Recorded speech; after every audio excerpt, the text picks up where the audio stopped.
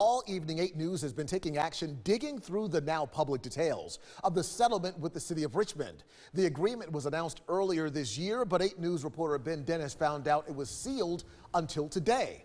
Ben, what are those details?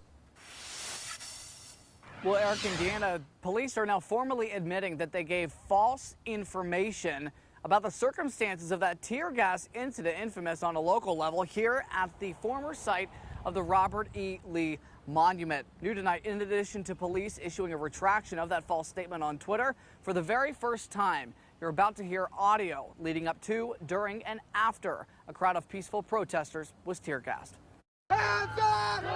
June 1st, 2020, in the wake of George Floyd's death, peaceful protesters surrounded the Robert E. Lee Monument. Then, tear gas deployed. The crowd scattered.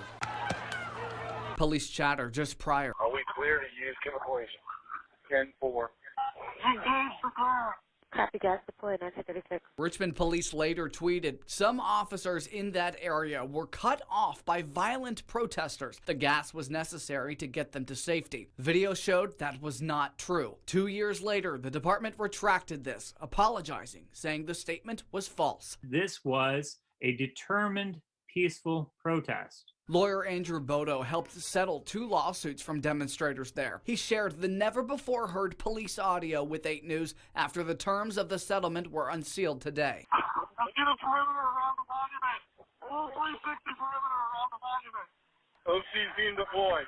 OC's being deployed. We have to rely on the common sense of police officers, both to realize that, hey, this is not the time for us to do this, but also the officers all standing around to say, no, we can't do this because this is not justified. This is not right. And we want the public to be able to see that the officers have that opportunity. The monument is secure. The monument is secure.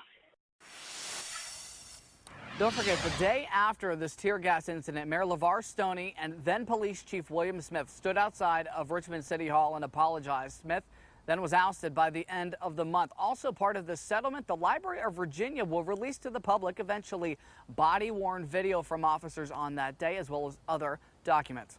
In Richmond, Ben Dennis, 8 News.